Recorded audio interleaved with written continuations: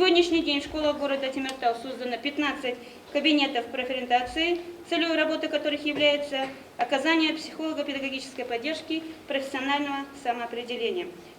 Практика показывает, что школьники испытывают при выборе профессии серьезные трудности, поскольку должны знать социально-экономические характеристики и перспективы развития профессии, районы распространения, уровень доходов профессионалов, пути получения квалификации, перспективы профессиональной карьеры, а также особенности рынка труда.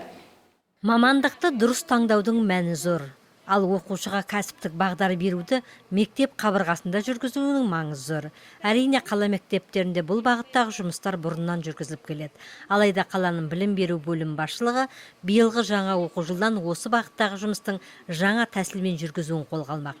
Міне қаланың білім беру бөлім басшылығы мен қаладағы жоғарғы оқу орны, арнаулы оқу орны колледж басшыларының бүгінгі басқосуы осы мақсатты көздейді.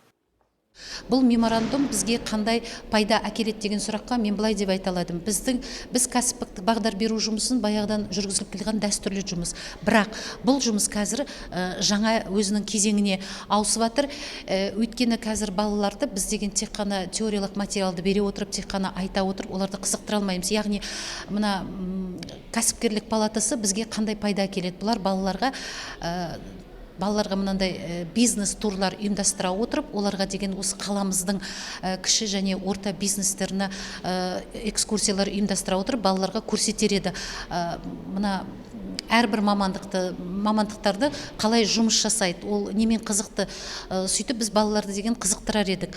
Одан кейін біздің жалпы мақсатымыз балаларға дұрыс бағдар беру, олардың деген мына қателесу пайызын, мына мамандық таңдаудағы қателесу пайызын азайту. Мектеп қабырғасынан оқушыларға кәсіптік бағдар беру мақсатымен арнайы келісімге қол қойылды.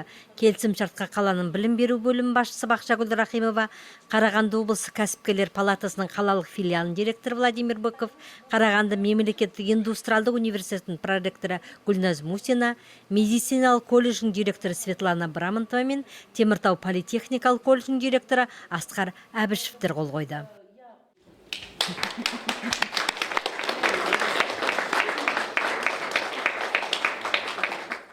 Келісім шарт бойынша мектептердегі 5-11 сынып аралығындағы оқушылар колледж, университет пен шағын орта кәсіпкерлік мекемелерінде болып түрлі кездесулерге, конференцияларға, бизнес турнирлерге қатысатын болады.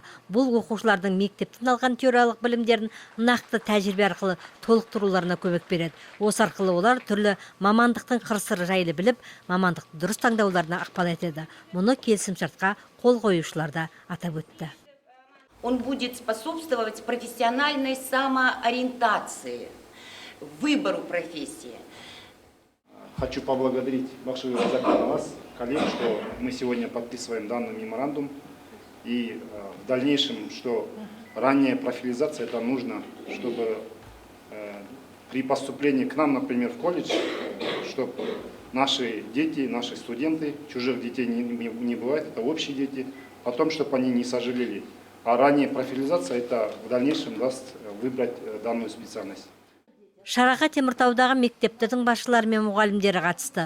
Сонымен осы айдан бастап Теміртау қаласының мектептеріндегі оқушыларға кәсіптік бағдар беру жаңа тәсілмен жұмыс жасайтын болды.